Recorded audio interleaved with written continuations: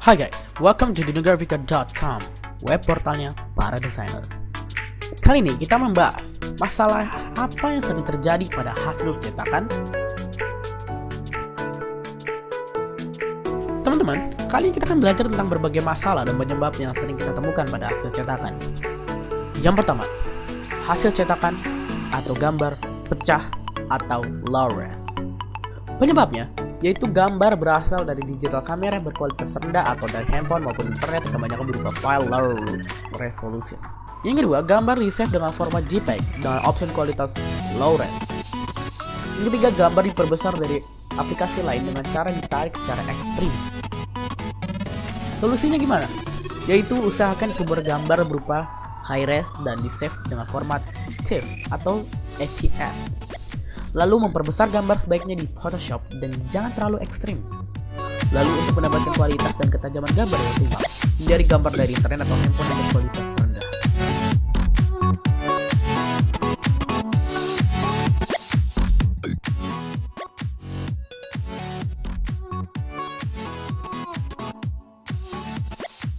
Yang kedua, detail gambar hilang.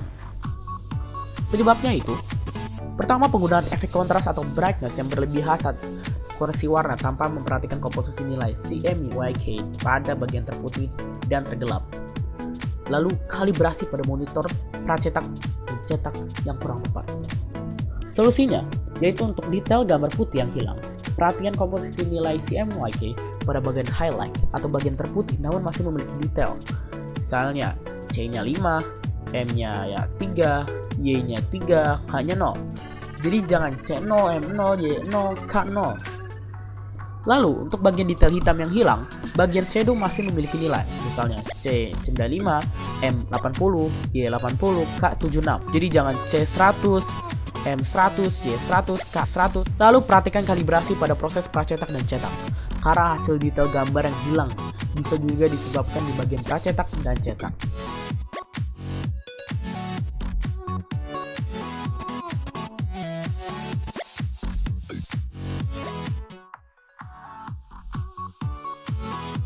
Yang ketiga, cetakan atau gambar moire. Penyebabnya yaitu gambar asli yang di-scan berasal dari gambar asli cetakan juga.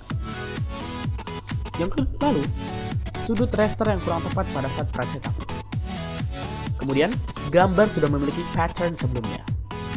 Solusinya, saat scan gambar yang berasal dari gambar hasil cetakan, aktifkanlah fungsi Desk Screen pada menu scanner sehingga hasil gambarnya di Photoshop tidak moire. Lalu untuk gambar yang sudah memiliki pattern, misalnya jok kursi, AC, tas, gunakanlah raster passer atau FM screening. Lalu perhatikan pemilihan sudut raster yang tepat pada bagian pracetak.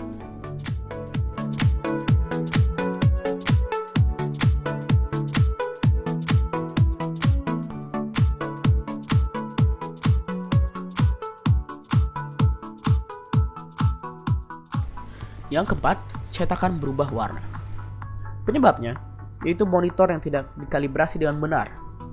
Lalu pemakaian koreksi warna yang berlebihan tanpa memperhatikan komposisi warna CMYK yang benar. Lalu kalibrasi pada pracetak yang kurang tepat dan proses cetak yang tidak sesuai standar cetak atau density dan dot gain terlalu tinggi. Solusinya, kalibrasi monitor Anda dengan benar. Lalu perhatikan komposisi warna CMYK file Anda di Photoshop. Lalu kalibrasi semua peralatan pada proses pracetak dan cetak. Karena perubahan warna dapat disebabkan oleh kondisi pracetak yang tidak terkalibrasi dengan benar.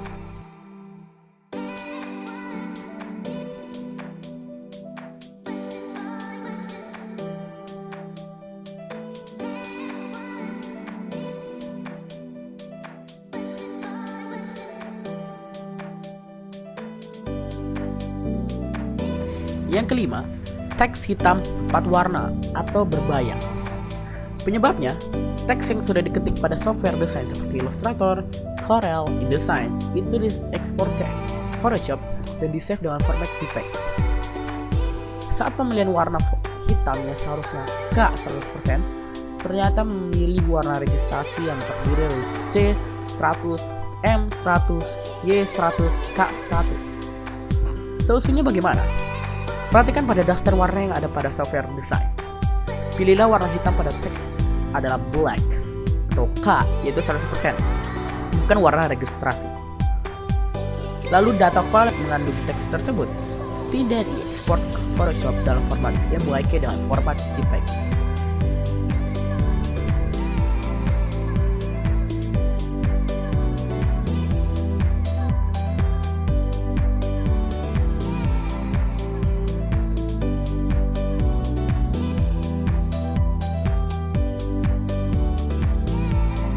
Yang keenam, teks bergerigi. Penyebabnya, teks yang sudah diketik di software design seringkali diekspor ke Photoshop dan di-save dengan format JPEG yang beresolusi rendah. Solusinya, teks yang sudah dibuat di software design jangan diekspor ke Photoshop dan di-save sebagai JPEG, tapi tetap di-output dari software aslinya dan di-save dalam format EPS atau PDF. Lalu teks yang berasal dari hasil scan sebaiknya di-tracing atau digambar ulang, atau pakai software khusus untuk mengkonvert menjadi format teks, bukan JPEG.